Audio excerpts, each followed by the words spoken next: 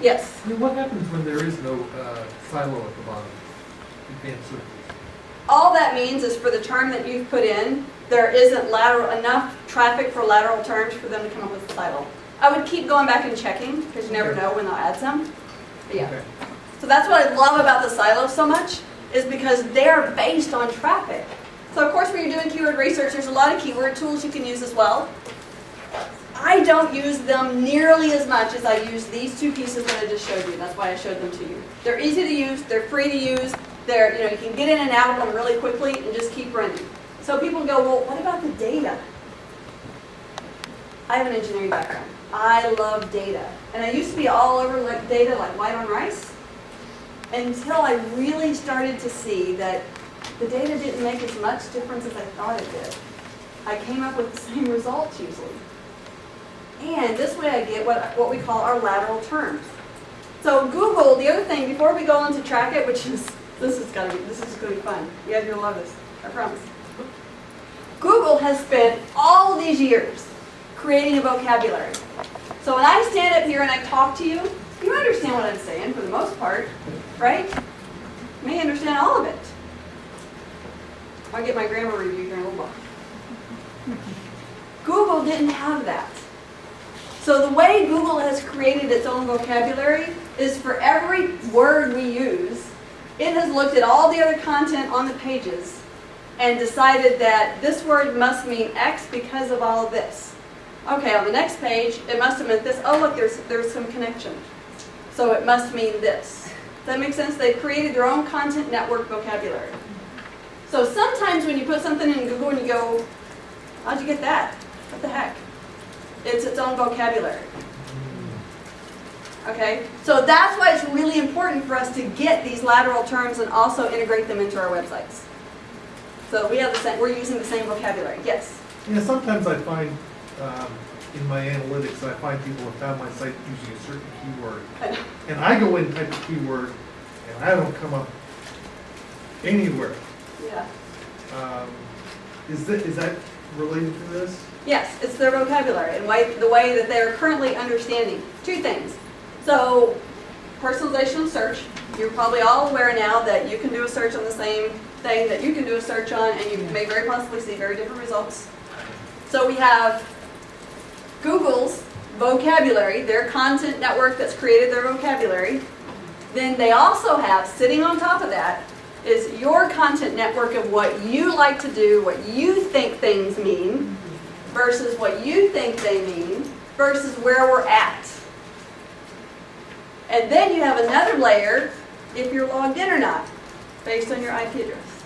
So we now have 3 layers of personalization that we didn't have in the good old days. When you made the first place position, that really meant you made the first place position. And now it just means you made the first place position to me. But you may not have made it to her. You may actually be in the 3rd place or the 5th place or nowhere. How do you check that? You call all your friends and tell them every day.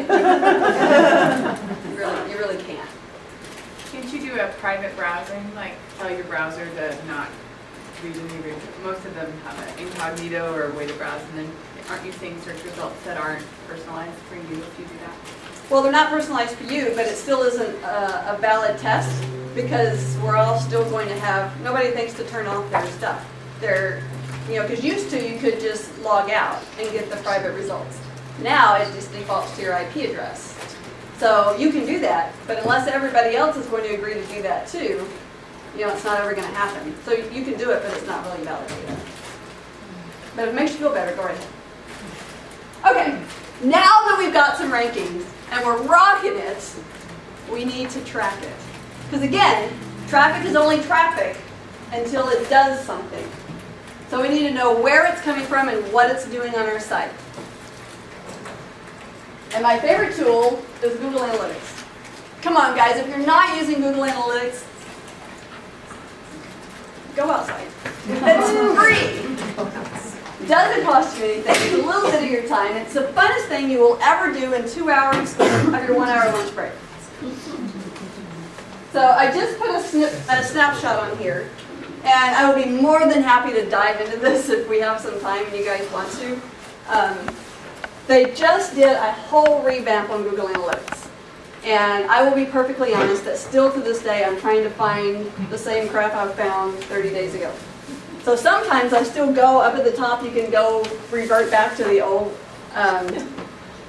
user interface. And sometimes I get a little frustrated, it's like, fine, I'll go back to user interface, I know where it's at, and then I'll come back.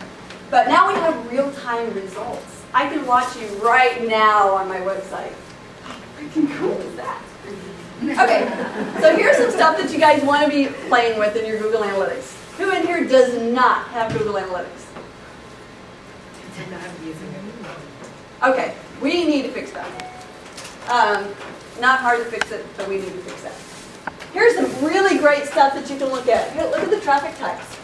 So the traffic types will tell me if I'm getting organic results, if I'm paying for my results, if people are typing in emilyleach.com, if they're coming from maybe one of my little blog posts somewhere or one of my comments somewhere. Those are called backward links coming into the site.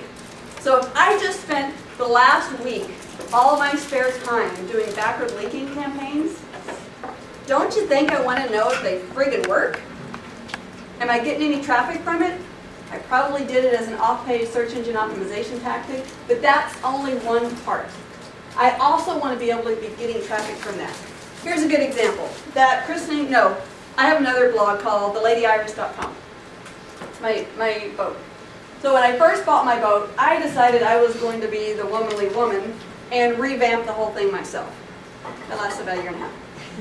But I did a blog post for every single one of them. It was really big fun. Until I lost interest, which I do a lot. I went out and found, there was a guy, who was it? I think it was The Incredible Hull. He was doing the same thing. Yeah, it was a really funny one. I was trying to rank, I think, #1 for the term sailboat renovation. And damn it, if I just couldn't beat him. So I went out and I actually looked, I genuinely looked at his blog. I think it was pretty good. It wasn't designed very well, but it was good content. So I began to comment on it. Hey dude, you want to check out my blog?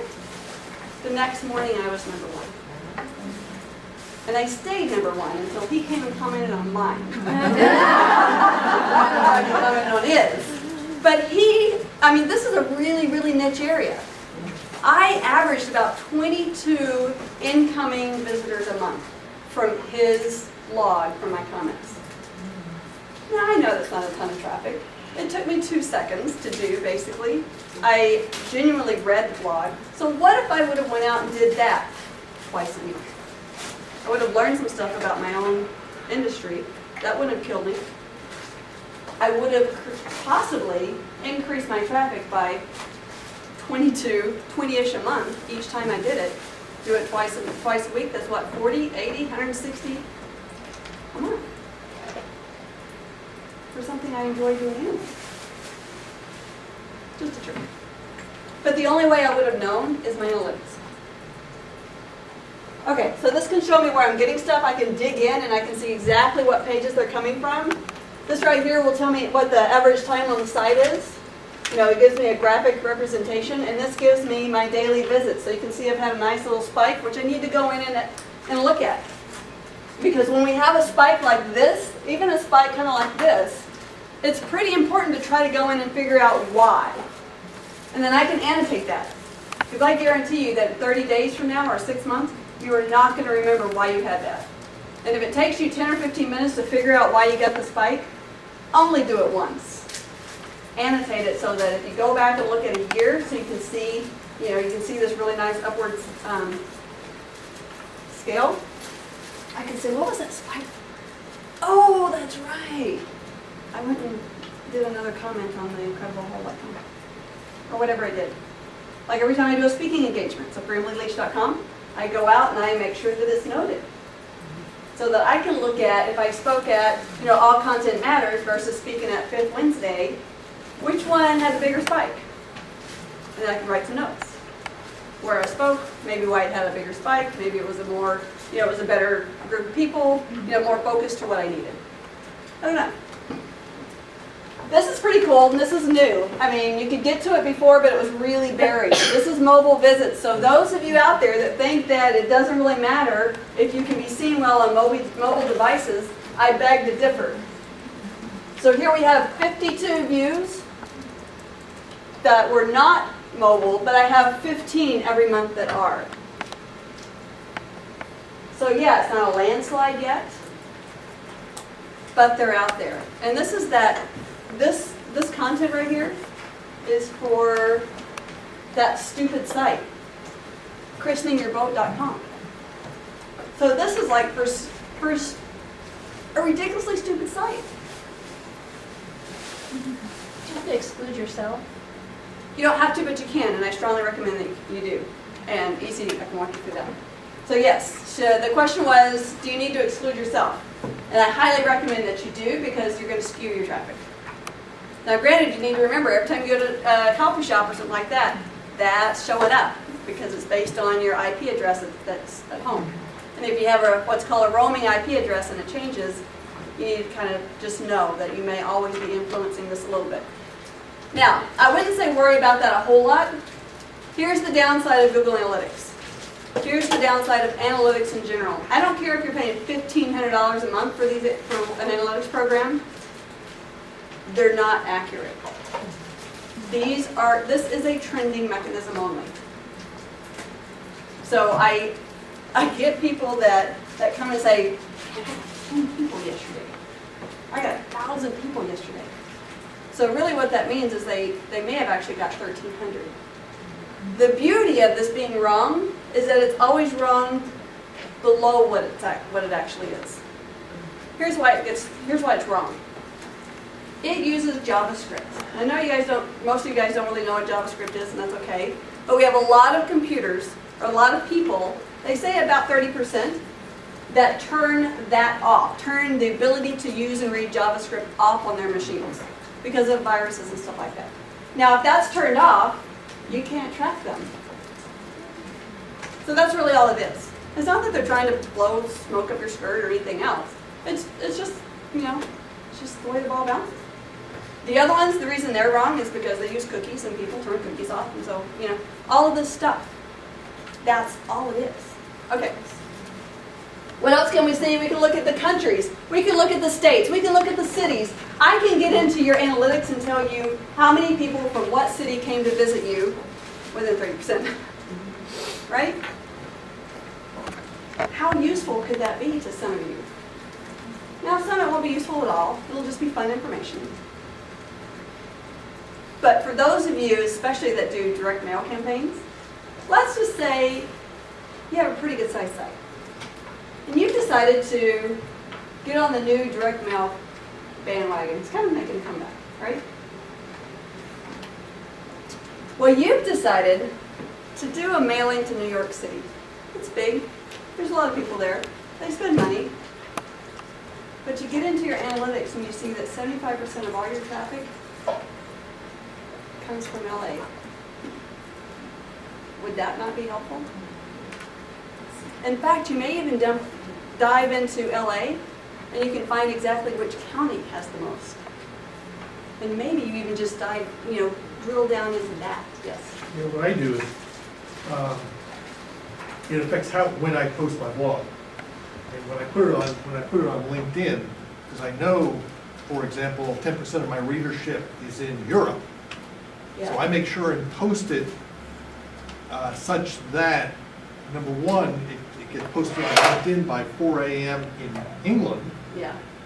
And also, I know that LinkedIn mails things out at a certain time, emails out, so on their daily digest, I want to be able to be on that digest so when it goes out, Yeah. based on where they're at. There is so much information you can get from the Google Analytics. I mean, we are so just touching the surface here. It's probably my favorite part. So I do all the other SEO stuff so that I can do this. Because this is really not very much fun without data. You get a lot of flat lines. Easy to read, easy to interpret, but not nearly as fun. Okay.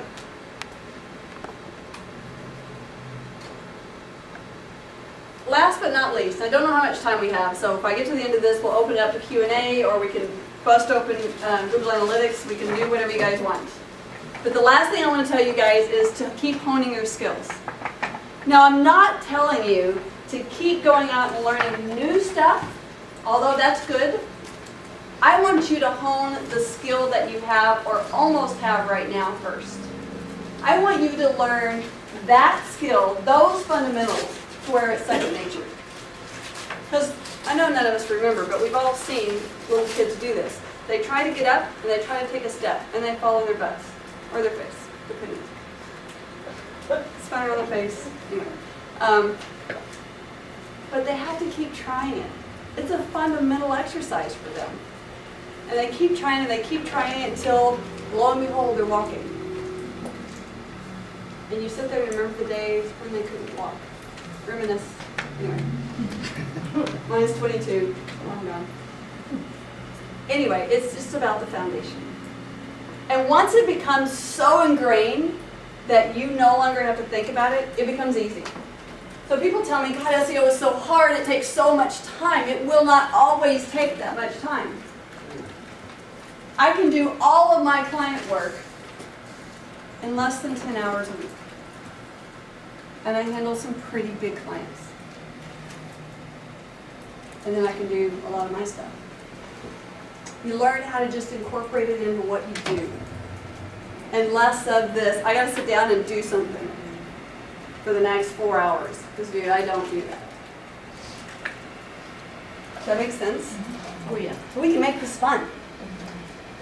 Okay, so keep honing your skills. Now, I'm just going to let you guys know about this. I am putting on a workshop. It's a 3-part workshop called Search Marketing Trifecta. There's a little bit of information on the page that I handed out to you. You guys are all going to get a 25% discount, even on the early bird. So if you go to emilyleach.com, it's on the front there. All the information is there. I'm not going to spend your time here talking about that. But I've had a lot of people ask me already if I'm going to be teaching something, so I put it in here. So you're welcome to ask me questions about that. What I really want to do now is ask you guys a question. Do you want to go to Q&A? Or do you want to go to Google Analytics? Google Analytics. Google Analytics going once? Google Analytics. Going twice? Okay, let's get So, started. what's the password?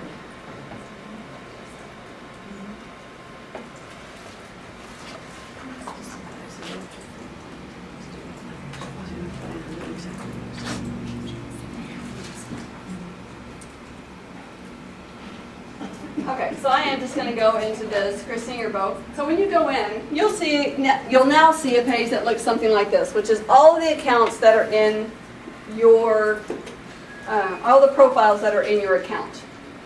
Okay, so if you have any email whatsoever that you use for Google Plus or anything Google, you can automatically use the same email for your Google Analytics account. And then in there, every single web page that you set up is a profile.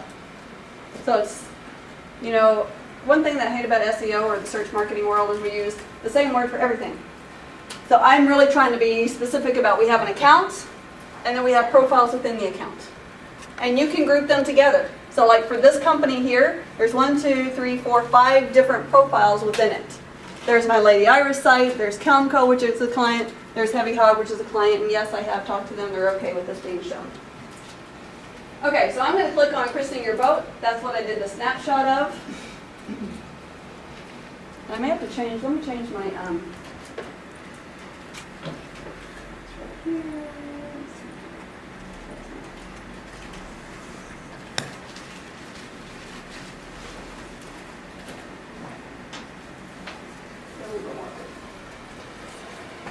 Okay, so this is just a quick visitor's overview. So again, see, I can see my jump. I can show that in the last 30 days I've had 54 visits. 51 of those were unique, so most of them were brand new people that have never been there before. 67 page views, how many pages per visit, how much time they spent on it, what my bounce rate is. 94% of all my people are new, 5.5% returning. So you can get some really great information right there on the front page. Now that's what's called standard reporting. Does the high level of new visitors mean they're not finding value, so they're not coming back? It depends. It depends on the site. Like, for instance, there's only 3 blog posts on there. I wouldn't expect them to come back. What else is, I mean, if you can't read 3 in one sitting. So I've put nothing new on there. But if so, you had a lot of real content. If you had a lot of real content, if you had products or services that would make people, that they should be coming back for, then you would definitely want more of what they call loyal returning visitors. You may even want this to be, that number right there to be 50-50 because you want to keep bringing new people in. The bigger number that you would be interested in is the page views and the time on site. So that you knew that when the people came, that they were sticking around and that they went through multiple pages on the site. Does that make sense? What's considered a good amount of page views for a visit? Okay. What's considered a good amount of page views per visit? Anyone? Anyone? It varies a lot. No, it does not. 5. 5. That is your goal. That is your minimum goal. 5 minutes is your minimum goal to try to keep them on your site. 5 pages is your minimum goal to get them to look at on your site. Once you hit that, fine, build on it. Go for it. But there's not a lot of people that hit 5 quickly. And if you're not hitting 5, quit worrying about new content and make people stay on the content you have. If they won't read what you have, they're not going to read your new stuff. If you suck at writing, go find somebody that doesn't. There's a chick right here. Because I suck at writing. I'm a really creative person as long as I don't have to write it down. I can write a badass engineering white paper, but nobody gives a crap. I cannot write a badass engineering personally. Good, so she can't even write engineering white papers.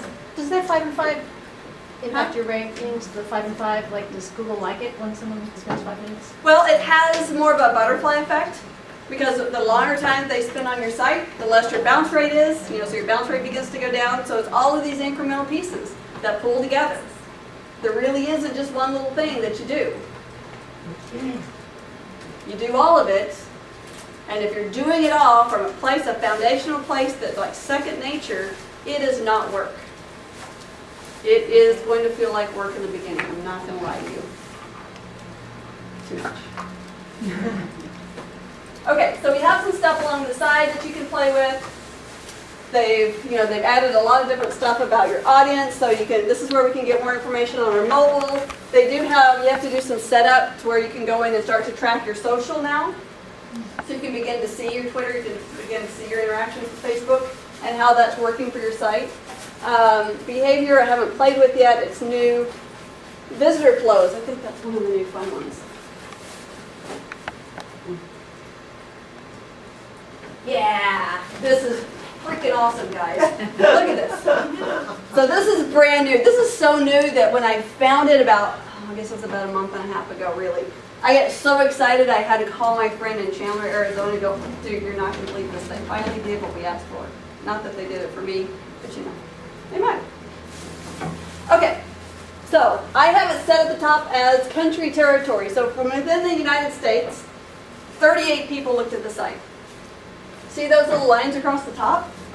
These little parts right here. So if I click on this, it shows me that 21 of those 32 people went to the home page. 4 of those went to whatever that is. I would have to expand it to see. Then 1 out of 2 of them went to something else about the boat, and another one left. Yes. Can you, will it pinpoint tighter, like what part of town? Zip code? Probably not zip code, but I could go to city. You can go to IP address too. Yeah. So city would at least help you out some. If that's your entire market, it's just within the city though. That's. So I'm getting like North Miami Beach, South Lake Tahoe, Sunnyvale, Greer, Battle Creek, and then of course other, which could mean a lot of things, unfortunately. What's the orange? Does that mean they left? Yeah, it's actually red on here, so it's like, here's an orange. Yes, that means that they left. So we do have 4-2, we have, I can click on that and it should show me. So we had 27 drop-offs. Maybe what I need to do is go and show you guys what this used to look like so you can see why this is so exciting. I mean, when Google Analytics first bought out Urchin and released it to the public, You literally had to have an engineering degree to understand it. None of it was graphic. It was all numbers. And you would export it into an Excel spreadsheet, and you'd spend hours. It was so much fun. You'd pull the data out, and then you'd be like the only one that could read it. It was great. But now, everybody can kind of read it. So this gives you a flow, where people are going, when they're leaving, and then you can begin to figure out why they're leaving. Look, a lot of people are leaving right there at the homepage. Maybe my homepage sucks. We all know it does. So now, I can go and tweak that homepage and begin to watch that. I can watch it change. So there's this, I wish I had the image available, and I probably do somewhere. Let me see if I do, because this is just so, this is a great one.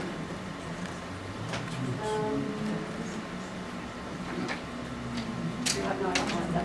Okay, so in Google Analytics, you can set up goals.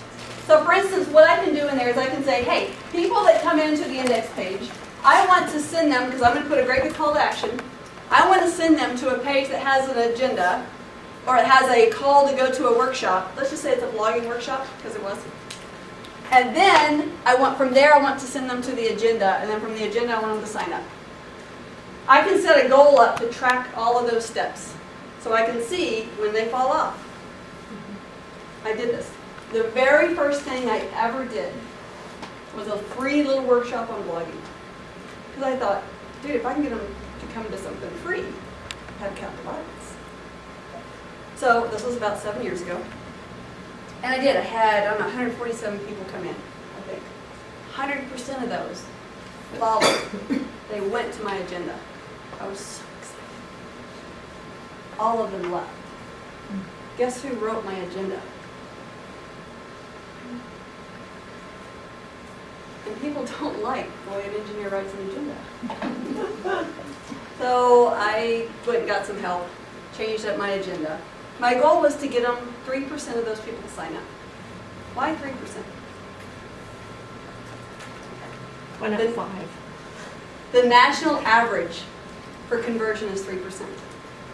So in my mind, if I couldn't meet the national average on a free something, how the hell am I going to sell them something? So I sat there and I tweaked that page every day until I got that 3%. I could not have done that without goals. They are your friends. And I was just told to shut up.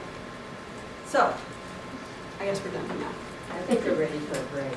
We need to get them back. I think they look awesome. Okay, 15 minutes, we'll come back, we'll break up into some groups, I'll give you some exercises to do, and we will have even more fun. Thank you guys very much. There are a couple of things to handle. I have either a $15 credit or a check for a few people who need that. We started a special thing for a special group who had already, a few people had already registered. I already know one wants credit. So come find me. And I need to collect payment from a couple of people, right? You already collected. Okay, that's great.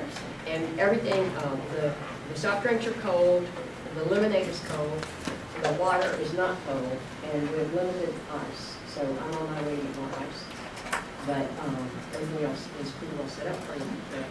So we will take, let's take a 10-minute break in this case because we've got to start with